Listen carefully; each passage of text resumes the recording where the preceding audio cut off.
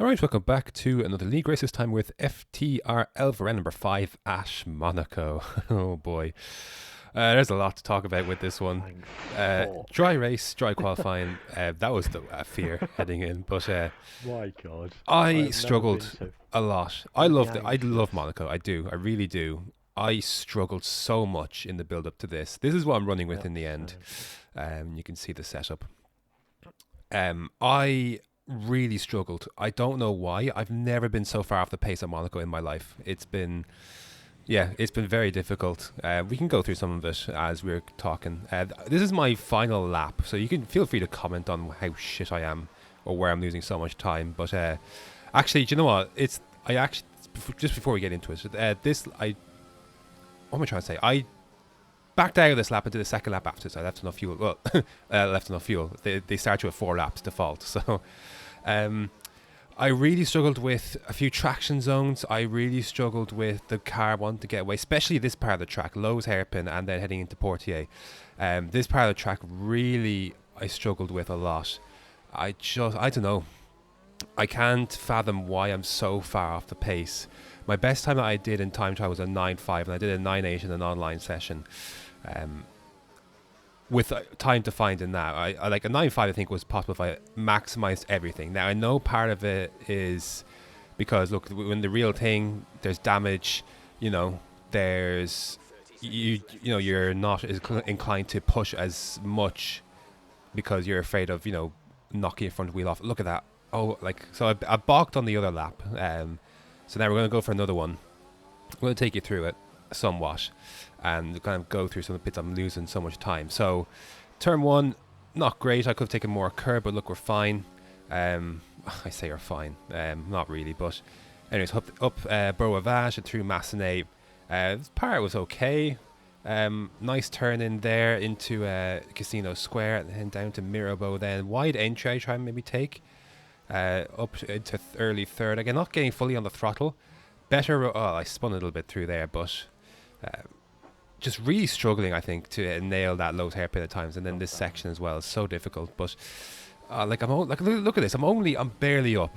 I'm on 10.7, and we're over half the lap done. So this is the part I lost the most time. Not here, not the entry of the Nouvelle Chicane. Here, the exit. I just feel like I don't know what it is. Am I just too slow on the throttle? But if I get any more on the throttle, the car just gets away. I don't know. I have so much stability issues on the throttle, but not a bad chicane. Going to make a little bit of time. A little bit early on the brakes for Rascasse, but honestly, there was a little bit I left on the table here. But I honestly felt like looking at this back, I don't feel like I could have done a ton more in this instance. I did 10.4 in the end, so. It's good enough for 13th place. Even if I improved by a second, it would have been like 9th. So, wow, it's different. I've never been so slow at Monaco. Look at Wesker, 9.1. He's 1.3 seconds quicker than me. I don't want to hear this pad OP shite. If this was the case, or wheel OP shite. If this was the case, I would be a lot better at this track. A track that I love. So, anyways, I thought long and hard about the strategy, and I thought, look, a safety car on mediums would absolutely screw me early game, because if I were to go onto mediums, and a safety car comes out lap 7 or something, I'd put on a very crappy hard tire till the end of the race. So I thought, let me just start on softs, and if an early safety car comes out, then we can pivot onto mediums or hards to the end of the race, like maybe a lap 5 or 6 safety car, something like that. But we'll see. Anyways. Here we go then. Oh boy, 39 laps around Monaco. Fun as always. Let's get it. 5 red lights and away we go. Not the greatest start in the world. We're going to lose a bit of position here too. It is Nexus Cats, but a nice little line appears on the inside there. I'm just going to try to sneak up nice and slowly. Don't want to get wing damage. Again, no wing damage, no pens, and I'll happily take everything else that comes with it. So we're behind onto the podium as we head up Beau Rivage and into Massenet then. Again, super cautious stuff. Understeered very wide there. That was not what I had planned. You see I start with 1.6 deficit of fuel. And yeah. I don't know what happened in front, but I found that difficult to stop. There's 1 5-second penalty. Oh, there's another. There's another one. So I got 2 5-second stop goes in that one lap there. And a damaged wing. So, look, this very much justified my decision not to start mediums, because this would have been disastrous. I thought, what do I do now? What do I do now? Do I pit onto mediums or pit onto hards? I decided to pit on mediums, and the reason I decided to pit on mediums was because I thought maybe with a tyre advantage I might be able to out-traction someone somewhere, or I might get some clear running eventually, and the pace on the mediums would be able to take me away from maybe someone on the hards. So we're going to serve the 5-second penalty here. So, but my intention going into this pit stop was I was going to go to the end of the race, and it didn't really dawn on me the fact that well, no, it did dawn on me the fact that these mediums will not be great at the end, but I was kind of more thinking, by the time you get to lap 3 or 4 is when the safety car is going to be coming in. So, I thought perhaps, that's not too far removed from, lap 7 or something, that you might come into the pits on a set of softs for now. Now, to be fair, the recommended strategy that Codemasters have is a lap 11 on the softs and then put on mediums to the end. So, even lap 7 is early, and lap 1 is much earlier than that. But here we go, then on to lap 4, safety cars in this lap, onto the podium, who was in front of me after that incident, after I hit into the back of him. He had to serve a penalty as well. There goes Zumpy. So we go through there. I actually thought maybe onto the podium may have damaged his wing, but anyways, on we go. We're in 13th place where we started, and on tyres, and we're going to the end of the race. So yeah, should be fun.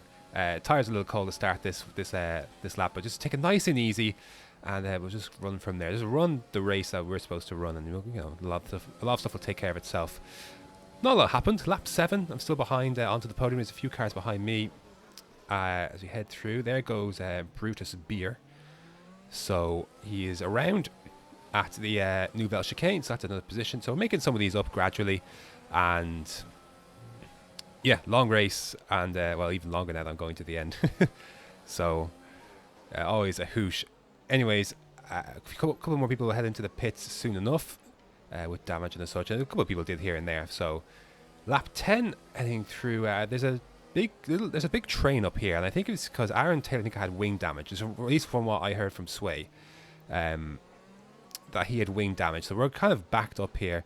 Another safety car is deployed, so yes, I thought, okay, look, this is a good thing, because I could save something on my tires. I actually debated coming in at the end of this lap. I thought, maybe do I pivot and go for another set of mediums, go to the end of the race? But I thought, nah, let's stay out. Let's commit to this. Because this is the prime opportunity to pit now. So everyone comes in. We're going to get by. Of course, safety car line is just up above. So we're going to get by Wesker, and there's a Zumpy there, is a lap down. And we're through. So we're up into 4th now. And I was thinking, oh boy, I'm not pitting until the end of this race. So all of a sudden we're in a very interesting spot here, all because we had to pit on lap 1. So a little bit of luck was involved here, obviously. But anyways, away we go. Lap 12, heading on to lap 13. And that second safety car helped save some fuel, which was nice. And ERS. Now I want to use a little bit of ERS here heading up the hill, so Wesker wouldn't want to think about a move. I've still, this track I found actually drains quite a bit of fuel. Some people didn't have any issues with the fuel, but I did. So for some reason, I can't explain. Like Sway was saving a lap in like 10 laps, and I was losing fuel, and I was still doing lean and such. So a VSC is deployed here. So it's one of 2 or 3, I think, that was deployed at this race. Again, this is all good. It means I can help save fuel. I can save a bit of tires. Lap 16 heading into lap 17. You see where the situation is. We're still in the DRS of onto the podium, who was on hard. So I was hoping maybe I might be able to do something about him, but again, my pace is pretty. So I was probably the slowest car on the track here today. I really was. He says he was slower onto the podium, but I'm not sure about that. Here was my one chance, though. My one chance to maybe make a move. He had a poor run heading out of Porte. He hit the barrier there, the rear of the car hit the barrier, and I thought this is my only chance. So he goes defensive, and I have to back out of it. So not too. Look, that's just how it goes. The chance, half a chance. I explored it. Nothing came of it. And, you just have to move on. I wasn't going to go on about my entitlements about space to the right, because there was none. So you back out of it, because that's what it takes sometimes. You have to back out of it yourself. Now, lap 20. I think this, what lap was this? I think Wesker started to use, no, sorry, not that. VSC deployed. And so this is the second one, I believe. Again, more chance to save fuel and ERS. So that's nice. Not too much else. There's a couple of laps where Wesker was using his ERS out of the tunnel, and I just thought, there's a car. I wasn't getting any pop-ups for some reason. No pop-ups are coming up about, cars DNFing from the race. So anyways, Wesker gets a decent run here, and again I'm watching this behind, position my car, and I've got the fuel in the arse if I need to, but he's also not going to send a stupid one down the inside there. Like I know that, and I trust Wesker is not going to send a stupid move that isn't there. So that's what a lot of this is in Monaco, is positioning your car, using your fuel and your ERS when you need to, and trusting when someone's not going to do something stupid. So rich fuel mixture here, overtake at the end, and again that's my corner. If he wants to launch one in there, that's on him. So that's up to him if he wants to risk losing his car. So he'll do the right thing.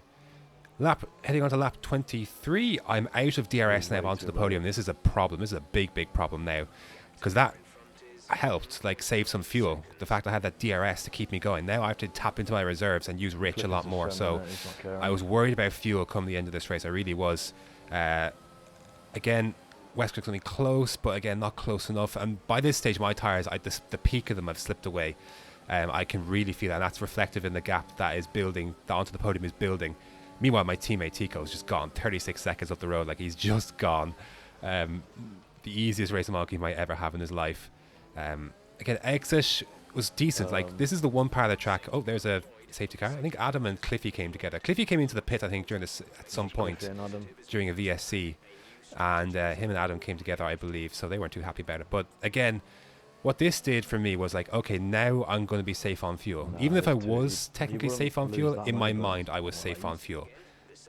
Because there's the tires 51%. I looked at that, I saw 51%. We've been on these since lap 2 basically, and I thought, okay, maybe I can push a bit more.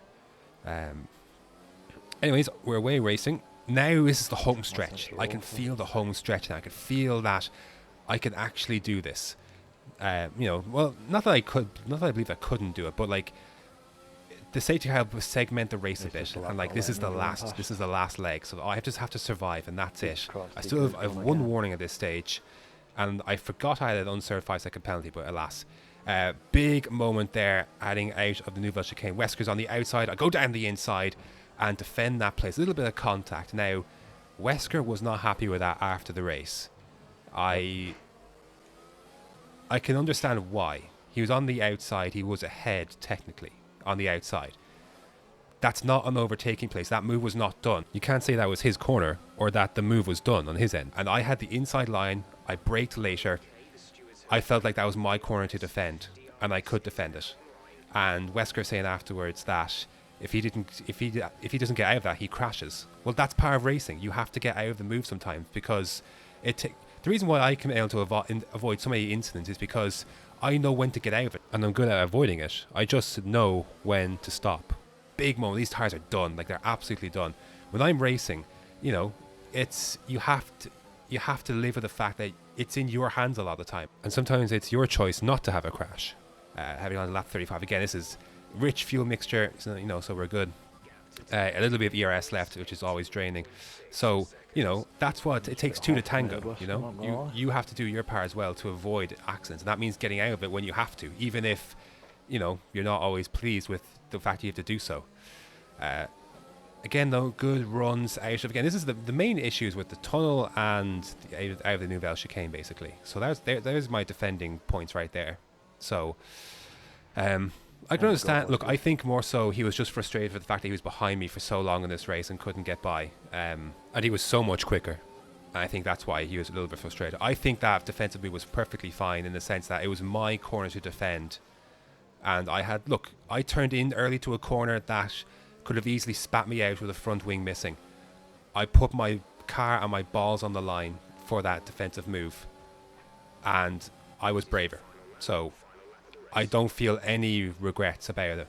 I really don't. To me, last lap now, lap 39. And now we have that all out of the way. Here's my tires. I actually thought they were close to 80 after the race, but they were 67. I actually forgotten I checked it on the last lap. So, but they say 67, but honestly, again, from lap 22, I'd say these tires were slipping away. And after that safety car, it was just a nightmare. It really was. So, tires are done. But of course, I'm experienced. You put the car in the right places. You do your management, and short shift, boom. Use everything now possible, because this is the last lap. Again, nothing's going to be doing heading into this. Tico wins the race. 32 seconds he pulled out in those like 9 laps. So fair play to him. As we come around, I'm actually going to include some of my live audio, which I had to record on the PlayStation compared to the Elgato, but I wanted to include it anyway, so you're going to hear it now.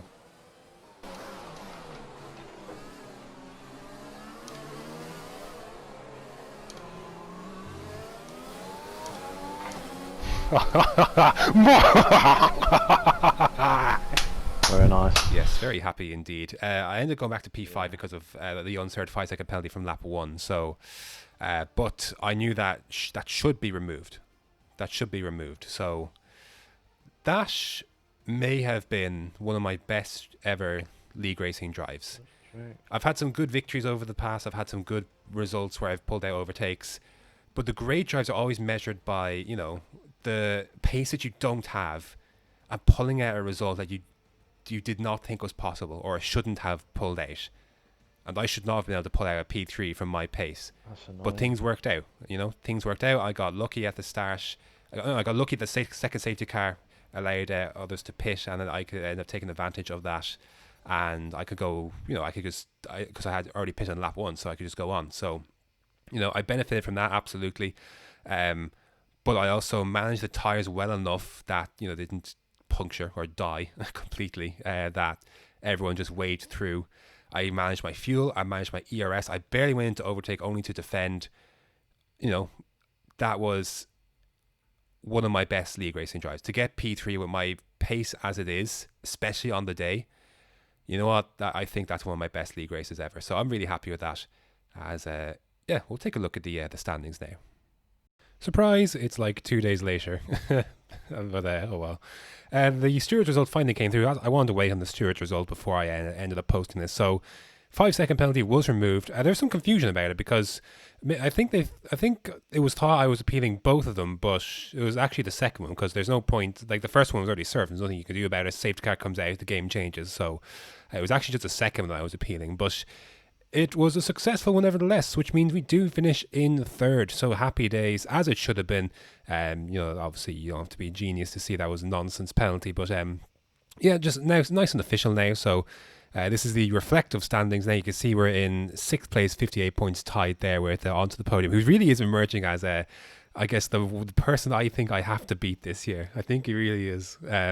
We've been close at a lot of tracks, and our pace looks fairly similar. And we're both, you know, I'm calling myself an overachiever. I'm sure maybe onto the podium might call himself that as well. You know, because I have no right to be 6th, you know. I'm not that quick, but I can get results, and so can he. So I am really going to kind of enjoy that a bit more now that, you know, it's round 5, you know, so we've seen a bit of, you know, I've got to learn some of these guys a little bit now, and this is where we're at. So I'm really excited to do that.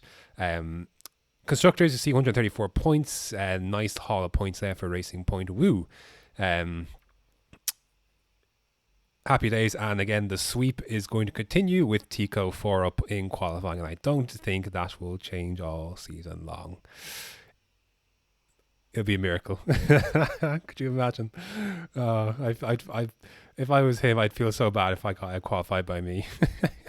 That'd be so bad. But no, he's doing a great job. You know, 11 points clear in the standings, and yeah, good points for the team as well. But that's going to do it for round number 5 of FTRL. Next up is Abu Dhabi. So that should be fun. Anyways, thanks for watching, and thanks for all the kind words from the drivers in FTRL as well after that drive. Really appreciate it. It's been fun. I'm looking forward to more of it as well. Anyways, I've rambled for far too long. I'll post a full race version of this probably as well, just because I like the race that much. And I'd like to have it up on my channel as one of my better drives. So yeah. Anyways, thanks for watching, and until next time.